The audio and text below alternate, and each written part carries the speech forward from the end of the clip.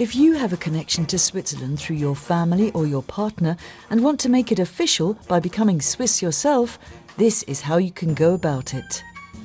Even if you can't yodel, or play the Alp horn, or throw a big stone a long way, citizenship may well be within your reach. But beware, the path to becoming Swiss takes many twists and turns. So ask yourself, are you really ready for it? Okay then, we'll walk you through it. There are 3 ways of becoming Swiss: by birth, marriage, or by living in the country for a long time. Swiss by birth. Unlike in other countries, being born in Switzerland doesn't qualify you for a Swiss passport. There's a rather grand-sounding rule called jus sanguinis. It comes down to your blood. This means you can be Swiss even if you're born to Swiss parents living outside of Switzerland. Your mum and dad will have to register your birth with a Swiss authority abroad, or in Switzerland, before you're 25. If this didn't happen, you can still request so-called reintegration before you turn 35. But you'll have to move back to Switzerland or have close ties to the country to qualify for a Swiss passport. Swiss by marriage. Another way to become a Swiss citizen is to marry one, which opens the door to fast-tracked naturalisation.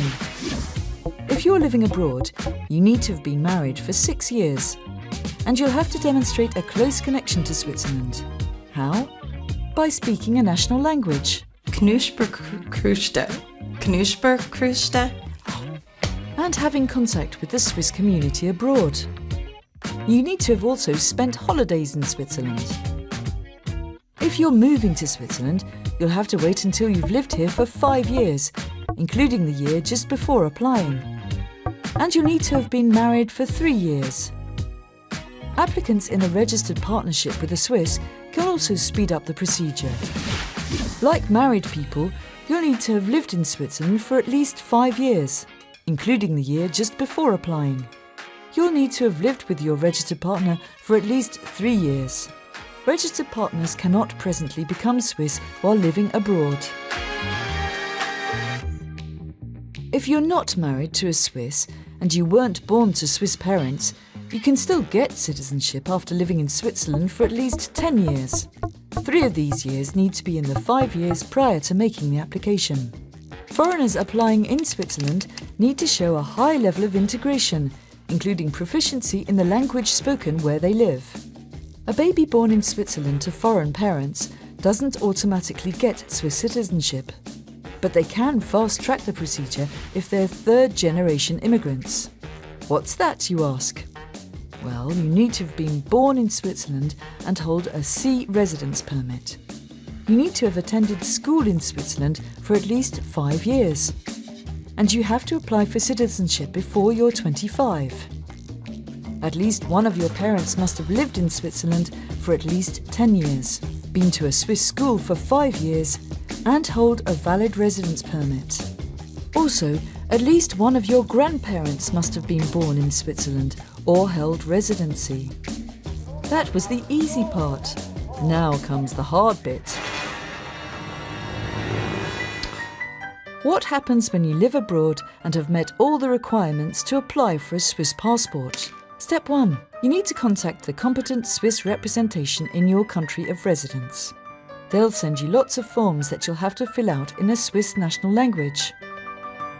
And you'll need to submit lots of documents, such as a criminal record extract and a tax certificate. Step 2.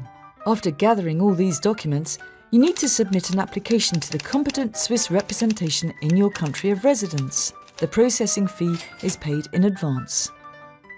Step 3. The Swiss representation will invite you for a personal interview. If you're applying for citizenship by marriage, your spouse will also be called in. They'll want to find out whether you have close links with Switzerland and meet the other conditions. The interview will be held in a Swiss national language, so it's time to polish up your language skills. Knusperkruste. Step 4. If you pass the first interview, the representation will send your application and their report to the State Secretariat of Migration, SEM, in Bern. Step 5. The SEM issues its decision on the application. The representation will let you know if you're in or out. By this point, you might be asking yourself, is it really worth it? Spending between 600 and 1150 francs and waiting around 18 months just to get the Swiss passport? Well, this is what would change if you became Swiss. Voting. You get a say in how the country you love should be run. Connection to heritage. No matter how Swiss you feel inside, a passport is proof. It's confirmation of your connection to the country. And you can move to Switzerland if you want. If you plan on moving to the Alpine nation, it will definitely be easier as a Swiss than as a foreigner. Plus, you get to keep your first citizenship. Whether a naturalised person loses their previous citizenship depends upon the other country in question.